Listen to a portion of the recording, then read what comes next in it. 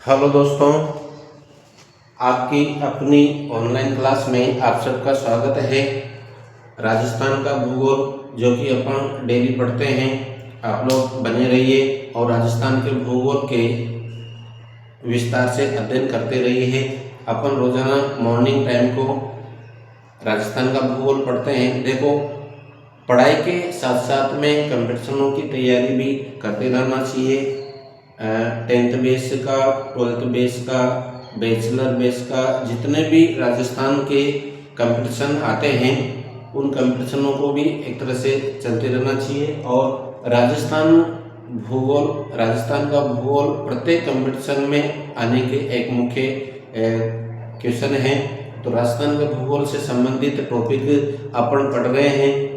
अपन ने जितने भी टॉपिक पढ़े हैं बिल्कुल इम्पोर्टेंट और समझते हुए, डायग्राम से समझते हुए पढ़ रहे हैं। ठीक है, तो इस क्लास को अधिक से अधिक अपने दोस्तों तक भी पहुंचाते रहें। आज अपन पढ़ेंगे राजस्थान की वनस्पति।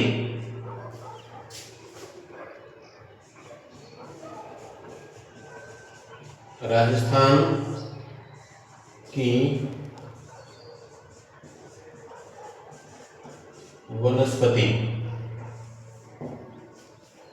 वनस्पति तो पिछली क्लास में अपन ने जो मिट्टियों से संबंधित क्वेश्चनों को हल किया था। भाई, टॉपिक समाप्त होने के बाद में उससे बनने वाले क्वेश्चनों के बारे में अपन चर्चा करते हैं। अपन इसी प्रकार से पढ़ते हुए आ रहे हैं। जो भी टॉपिक पूर्ण रूप से पढ़ने के बाद में उससे संबंधित जितने भी क्वेश्चन बनते हैं उन क्वेश्चनों के बारे में चर्चा करते हैं कि किस प्रकार से क्वेश्चन बनते हैं, आरपीएससी किस प्रकार से क्वेश्चन बना करके देती है, कर्मचारी चयन आयोग किस प्रकार से क्वेश्चन बना करके देता है। ठीक है, तो आज अपन राजस्थान की वनस्पति के बारे में पढ़ते हैं कि राजस्थान की वनस्पति से संबंधित कितनी बार क्वेश्चन पूछ करके आता है, कौन कौन सी चीज़ों से पूछता है, किस प्रकार से क्वेश्चन घुमा करके पूछता है, किस प्रकार से अध्ययन करना चाहिए है। तो राजस्थान की वनस्पति क्या है? वनस्पति एक तरह से जो कि सघन पेड़ों की विशेषताओं के आधार पर और वृक्षों की संरचना के अनुसार जिस प्रकार से भी प्राकृतिक वनस्पति का सघनता देखने को मिलती है,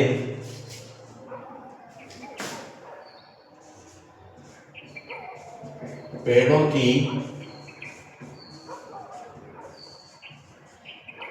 सघनता जिसमें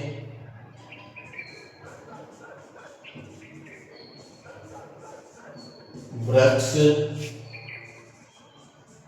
घास, लताएं आदि सम्मिलित है। ऐसे वृक्षों की सघनता को प्राकृतिक वनस्पति के रूप में जाना जाता है। और दूसरी बात है कि प्राचीन काल से ही जब मानव की उत्पत्ति हुई, उसी समय से मानव के प्रारंभ से ही एक तरह से वनस्पति मानव से संपूर्ण रूप से संबंध बनाए रखती है। मानव के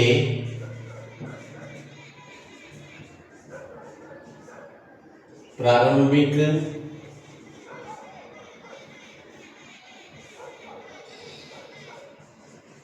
समय से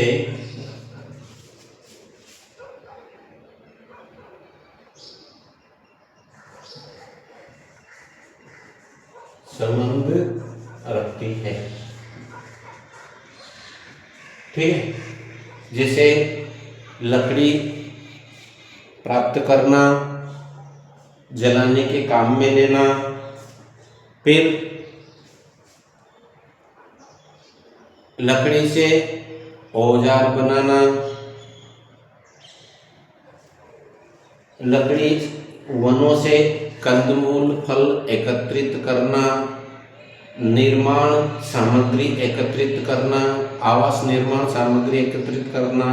तो इस प्रकार का कार्य प्रारंभिक काल से ही होता रहा है। अपने आवास भी प्रारंभिक काल में वनों में किया करते थे। ठीक है, तो इस प्रकार से मतलब अपन तो एक तरह से जीरो से स्टार्ट करते हैं और धीरे धीरे क्या नाम से सघनता की ओर बढ़ते हैं। ठीक है, तो सरलता से कठिनाई की ओर बढ़ने से एक तरह से एक एक स्टेप की अपने को जानकारी प्राप्त हो जाती है। ठीक, इसके बाद में उपयोगिता से संबंधित क्वेश्चन बन करके आ जाता है कि उपयोगिता में क्या क्या है। उपयोगिता, वनों का उपयोग किस किस में आता है। पहला है लकड़ी प्राप्त करने में,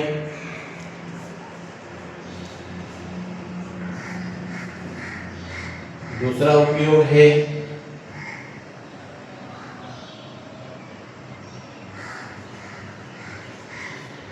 कंदमूल फल प्राप्त करने में,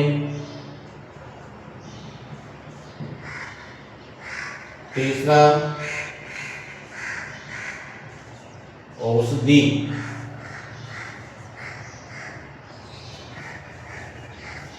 प्राप्त करने में, चौथा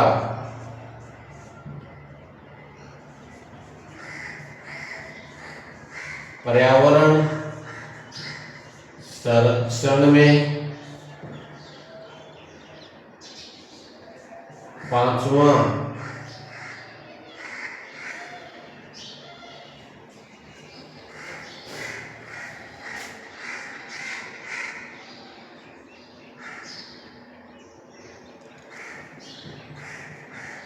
जंगली जानवरों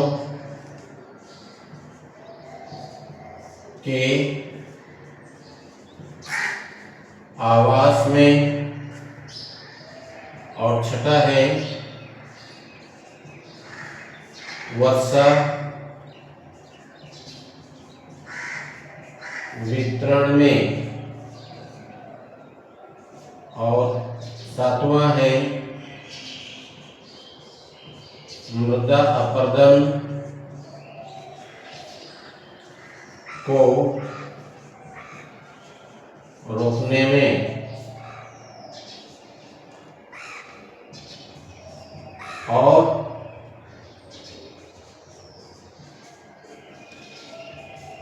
पारिस्थितिकी विकास में।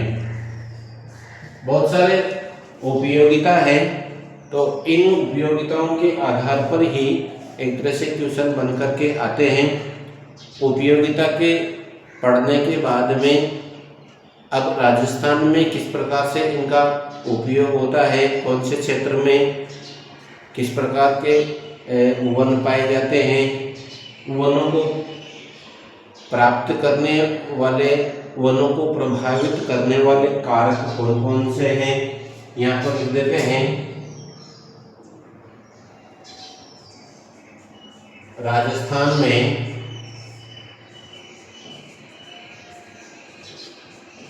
वनों को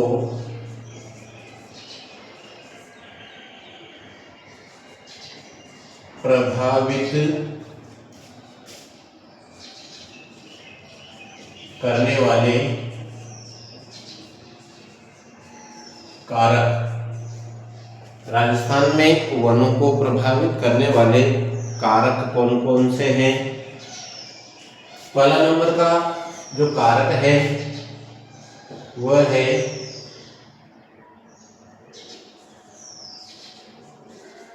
ऊंचाई, दूसरा है जलवायु, तीसरा है वर्षा, चौथा है मृदा बनावट,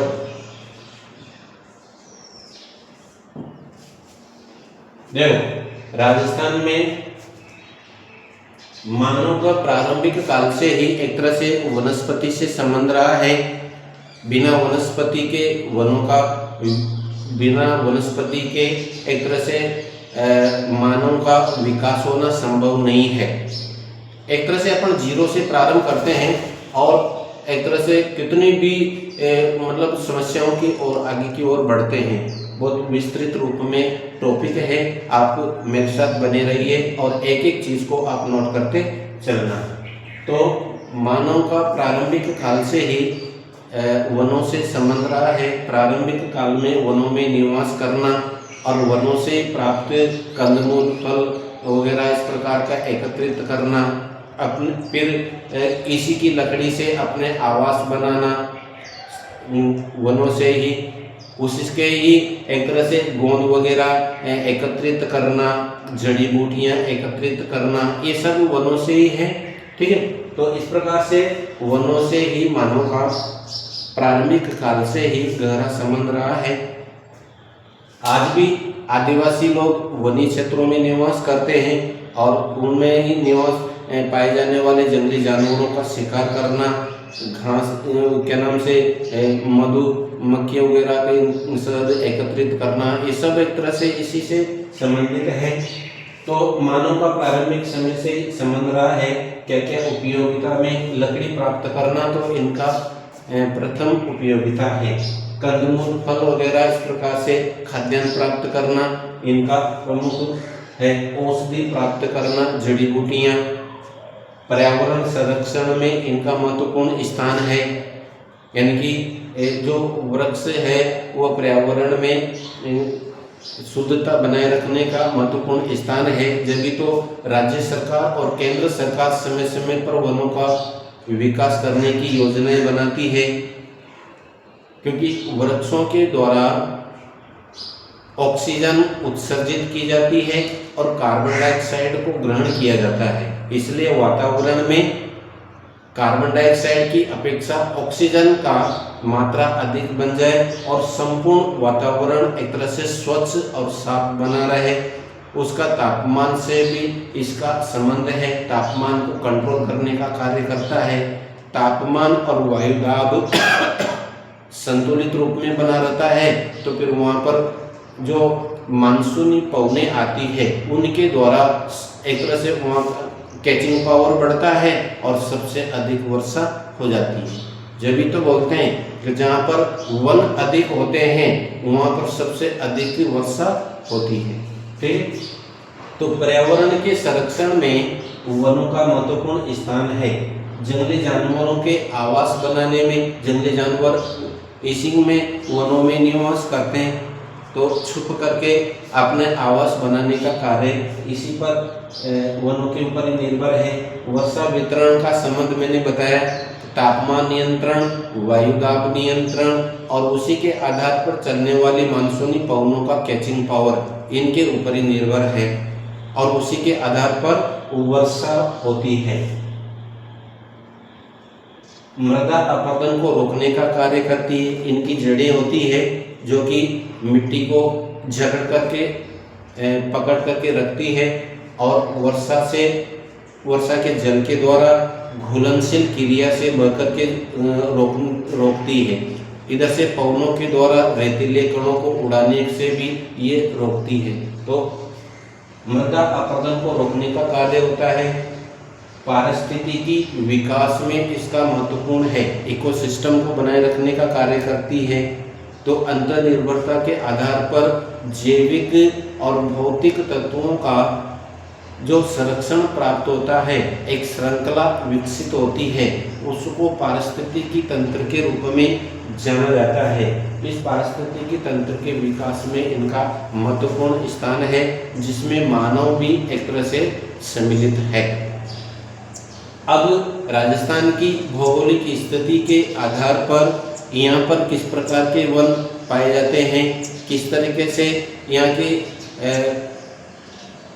जो पारिस्थितिकी का विकास होता है उसके आधार पर ही एक तरह से अलग अलग क्षेत्रों में जो भौगोलिक कारक हैं उन कारकों के आधार पर पाए जाने वाले वन अलग अलग प्रकार के होते हैं। तो ये राजस्थान के वनों को प्रभावित करने वाले कारक हैं। ऊंचाई के आधार पर यानी कि समुद्र तल से ऊंचाई बढ़ने के साथ साथ में, अब ऊंचाई कहाँ पर बढ़ती है, ज़्यादातर राजस्थान में अरावली पर्वतमाला है या विंध्याचल पर्वतमाला है। तो ऊंचाई बढ़ने के साथ साथ में जैसे जैसे परिवर्तन होता है उसी के आधार पर पाए जाने वाले वनों के स्वरूप और संरचना में परिवर्तन होता है। जलवायु के आधार पर पश्चिमी राजस्थान की जलवायु पूर्वी राजस्थान की जलवायु से अलग है, इसलिए वहाँ की पाए जाने वाले जो वृक्ष का स्वरूप है उसमें परिवर्तन हो जाता है। दक्षिणी राजस्थान में पाए जाने वाले वृक्षों के स्वरूप में परिवर्तन हो जाता है। ये सब टॉपिकों के आधार पर किस प्रकार से क्वेश्चन बन करके आते हैं वे सब मैं लास्ट में बताऊंगा कि क्वेश्चन किस तरीके से बन। केवल आपको इन फैक्ट को समझना है और इस राजस्थान की वनस्पति के बारे में विस्तार से अध्ययन करना है, समझना है और फिर क्वेश्चनों के बारे में चर्चा करना है। वर्षा वितरण के ऊपर निर्भर करता है, कौन से क्षेत्र में कितनी वर्षा होती है, उसी वर्षा के आधार पर वहाँ पर पाए जाने वाले वृक्ष किस प्रकार के होते हैं। मृदा की बनावट के ऊपर निर्भर करता है, जो कि उपजाऊ मिट्टी में वृक्षों उनका विकास सबसे अधिक होता है। रेतीली बलुई मिट्टी में पानी की मात्रा की कमी के कारण किस प्रकार के वृक्ष होते हैं, दोनों में अंतर क्या है, इस प्रकार से क्वेश्चन बनते हैं। ठीक है, तो इस प्रकार से राजस्थान में जो प्रभावित करने वाले वन है उनके आधार पर ही वनों का वर्गीकरण करेंगे कि वन अब राजस्थान में वन कितने प्रकार के होते हैं, प्रत्येक एक दूसरे से किस प्रकार से भिन्न है और उनकी विशेषताएं क्या क्या होती है। इससे संबंधित क्वेश्चन स्टेप बाय स्टेप अपन इसी तरीके से विस्तृत रूप में पढ़ते हुए चलेंगे। आप लोग बने रहिए और इसी प्रकार से अपने दोस्तों तक भी इस क्लास को भेजते रहिए।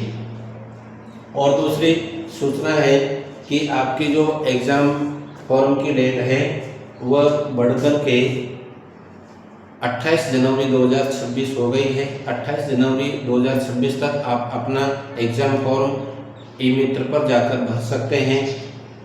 28 का इंतज़ार न करें, क्योंकि कितने प्रकार से टेक्निकल इशू सामने आ जाता है, उससे बचने के लिए और पहले ही इसको भर देना चाहिए।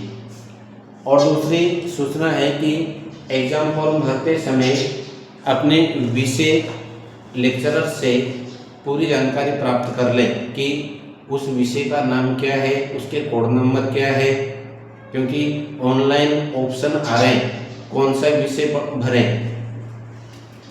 आप तो जो पढ़ा है वहाँ पर देखा जाएगा, जो पढ़ा है वो तो पेपर ही नहीं आया, तो इससे बचने के लिए आप लोग जो पढ़ा है उसी विषय को भरें।